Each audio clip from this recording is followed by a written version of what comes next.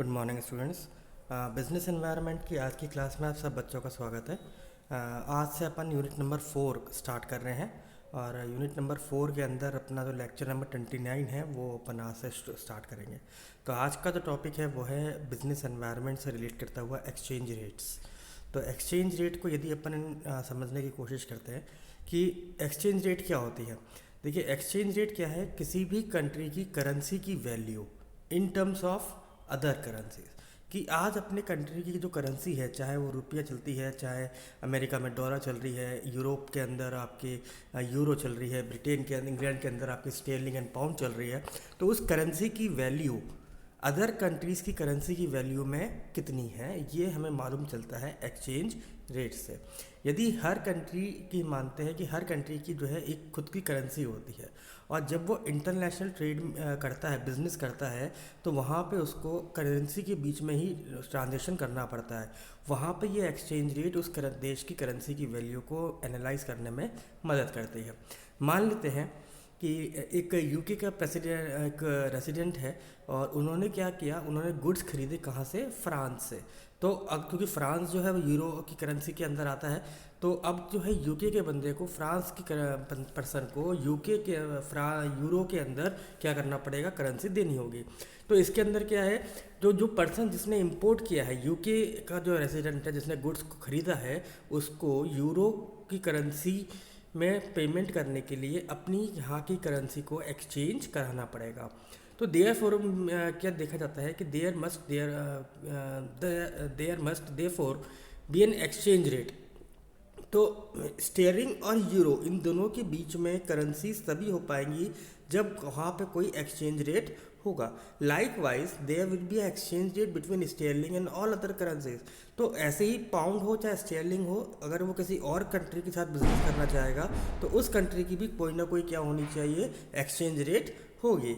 तो बेसिकली यहाँ पे दो तरीके के एक्सचेंज रेट होती हैं। पहली होती है फ्लोटिंग एक्सचेंज रेट और दूसरी होती है फिक्स्ड एक्सचेंज रेट। तो इन दोनों चीज़ों को अपन समझने की कोशिश करते हैं। फ्लोटिंग एक्सचेंज रेट क्या होती है? फ्लोटिंग एक्सचेंज रेट वो एक्सचेंज रेट होती है जो कि फ्री मार्केट के थ्रू कंट्रोल होती है और इसके अंदर कोई भी गवर्नमेंट का इंटरवेंशन नहीं होता। और ये जो फ्लोटिंग एक्सचेंज रेट है, इसके अंदर जो एक्सचेंज रेट है आपकी वो फ्री होती है फ्लक्चुएट होने के लिए, क्योंकि सारी की सारी एक्सचेंज रेट्स को कंट्रोल कौन कर रहा है? मार्केट कंट्रोल कर रहा है। ऐसे ही जो फिक्स्ड एक्सचेंज रेट होती है वो कौन सी रेट है? जो फिक्स्ड है और उसको गवर्नमेंट के थ्रू कंट्रोल किया जा रहा है। तो यहाँ पे भी क्या है कि हम ये देख पा रहे हैं कि फ्लोटिंग के अंदर तो गवर्नमेंट का इंटरवेंशन नहीं होता, फ्री मार्केट कंडीशन उसको कंट्रोल करती हैं, और फिक्स के अंदर गवर्नमेंट उसको कंट्रोल कर रही है। यदि हम आर्ग्यूमेंट की बात करें कि फ्लोटिंग एक्सचेंज रेट क्यों होनी चाहिए, तो सबसे पहला पॉइंट आता है कि ये आपके कंट्री के अंदर यदि बैलेंस ऑफ पेमेंट का डिसइक्विलिब्रियम है तो वो कंट्रोल कर सकते हैं। जैसे मान लीजिए यदि आपकी कंट्री के अंदर बैलेंस ऑफ पेमेंट जो है डेफिसिट में है। डेफिसिट का मतलब क्या समझ में आता है कि आपकी कंट्री के अंदर इंपोर्ट्स ज़्यादा हो रहे हैं और एक्सपोर्ट कम हो रहे हैं। तो यहाँ पे हमें क्या करना समझ में देखने को मिल रहा है कि जो कंट्री जितनी इंपोर्ट कर रही है तो उसको अपनी करेंसी जो है मार्केट के अंदर, इंटरनेशनल मार्केट के अंदर उसको सेल आउट करनी पड़ेगी, तभी वो अदर कंट्रीज़ की करेंसी को परचेज कर पाएगी। तो यदि वो मार्केट में अपनी करेंसीज़ को सेल आउट करेगी तो वहाँ पे देखा गया है कि ऑटोमेटिक मार्केट जो है वो आपकी करेंसी की वैल्यू को थोड़ा सा अपग्रेड कर सकता है। ऐसे ही आता है फ्री इंटरनल पॉलिसी।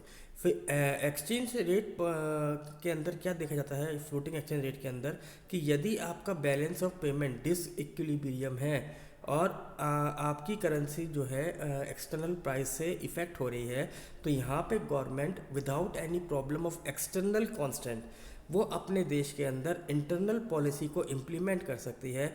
यानी वो पॉलिसीज़ यूज़ कर सकती है जिसके थ्रू एम्प्लॉयमेंट को भी बढ़ाया जा सके और क्या कर सकती है? ग्रोथ के भी पैरामीटर्स को फॉलो कर सकती है। ऐसे ही देखते हैं एब्सेंस ऑफ क्राइसिस। यदि मान लीजिए आपकी कंट्री के अंदर फिक्स्ड एक्सचेंज रेट चलता है तो यदि सिचुएशन में मार्केट में फाइनेंशियल क्राइसिस हुआ या आपकी कंट्री के अंदर फाइनेंशियल क्राइसिस हुआ, तो आपकी कंट्री की जो करेंसी है वो फिक्स होने की वजह से डिग्रेड भी हो सकती है। तो जबकि एक्स फ्लोटिंग के अंदर क्या है, मार्केट कंडीशन उसे कंट्रोल कर रही है, तो मार्केट कंडीशन के अंतर्गत वो इस क्राइसिस से इंटरनेशनल बिजनेस आपको थोड़ा सा अपग्रेड कर सकता है या बचा सकता है। ऐसे ही हम देखते हैं लोअर फॉरेन एक्सचेंज रिजर्व। जो कंट्री फिक्स्ड एक्सचेंज रेट को मेंटेन करते हैं उनको क्या देखा गया है कि उनको large amount of other countries को मेंटेन करना पड़ता है। क्यों? क्योंकि उनकी करेंसी की वैल्यू फिक्स है, और अगर आप उसको ह्यूज बल्क में अपनी अदर करेंसीज को मेंटेन नहीं करेंगे तो आपको ट्रांजेक्शन करने में प्रॉब्लम आ सकती है। यदि हम फ्लोटिंग एक्सचेंज रेट के डिसएडवांटेजेस की तरफ जाएं तो सबसे पहला पॉइंट नज़र आता है वो है अनसर्टेनिटी। अनसर्टेनिटी क्या कहते हैं कि यहाँ पे क्या है कि हम ये देख रहे हैं कि डे टू डे मार्केट इस चीज़ को कंट्रोल कर रहा है। तो यहाँ पे क्या है कि एक सेलर जो है वो एक अनसर्टेनिटी के अंदर जी रहा है कि आज जो उसने इंपोर्ट या एक्सपोर्ट किया उसको क्या कितना पैसा उसको मिलेगा। ऐसे ही लैक ऑफ इन्वेस्टमेंट, क्योंकि मार्केट में क्या है अनसर्टेनिटी है, तो जो अदर कंट्रीज़ हैं अब्रॉड मार्केट जो है वो आपके देश की करेंसी में इन्वेस्टमेंट करने से घबराएगा। ऐसे ही हम देखते हैं lack of discipline in the economic environment या इकोनॉमिक मैनेजमेंट। तो यदि मान लीजिए आपके यहाँ पे इन्फ्लेशन चल रहा था और आपकी गवर्नमेंट जो है इन्फ्लेशन को कंट्रोल करने के लिए मनी सप्लाई देश के अंदर कर रही थी, या फिर वो इकोनॉमिक पॉलिसीज़ को थोड़ा सा देख रही थी, तो अब हम क्या देख रहे हैं कि गवर्नमेंट क्या है कि फ्लोटिंग की वजह से प्रॉपर तरीके से मनी की सप्लाई नहीं कर पाएगी। क्यों? क्योंकि डे टू डे बेसिस पे फ्लोटिंग की वजह से आपकी करेंसी की वैल्यू क्या होगी, अपग्रेड डिग्रेड होती जाएगी, और आपको एक परसेंटेज के हिसाब से मार्केट के अंदर अपनी करेंसी जो है थोड़ा सा उसको होल्ड कर ही करना पड़ सकता है। यदि अपन एक्सचेंज रेट की बात करते हैं, उसके फेवर की बात करते हैं, तो सबसे पहले नज़र आता है कि reduce risk in international trade.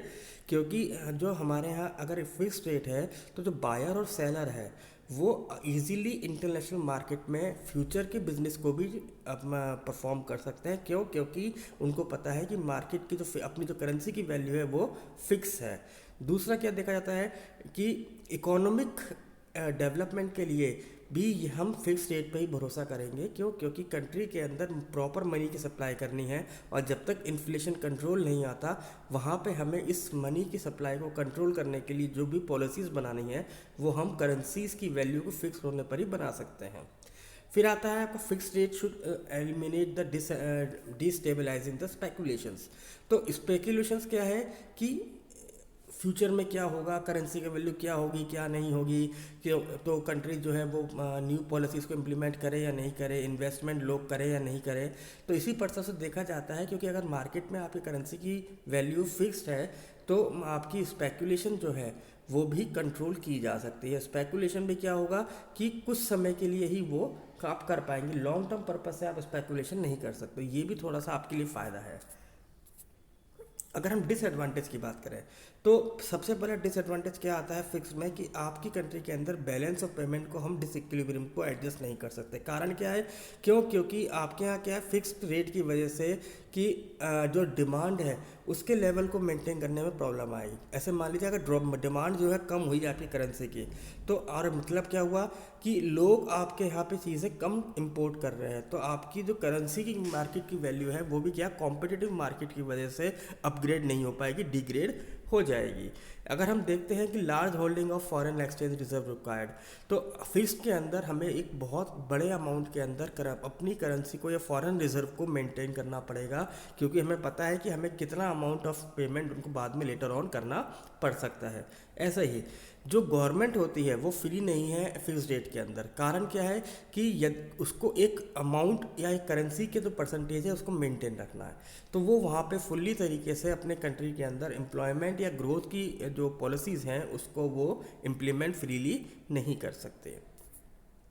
यदि हम एक्सचेंज रेट के डिटर्मिनेंट्स की बात करते हैं, जो हम नेक्स्ट लेक्चर में बात करेंगे, तो कई सारे ऐसे फैक्टर्स हैं जो कि आपके एक्सचेंज रेट को डिटरमाइन करते हैं, और ये जो सारे फैक्टर्स होते हैं ये आपकी बिजनेस से रिलेट करते हुए होते हैं कि दो कंट्रीज जब आपस में बिजनेस करेंगे तो कौन कौन से फैक्टर्स जो हैं वो आपके एक्सचेंज रेट को इफ़ेक्ट कर सकते हैं। तो आई होप बच्चों कि आपका ये टॉपिक समझ में आया होगा। Thank you very much.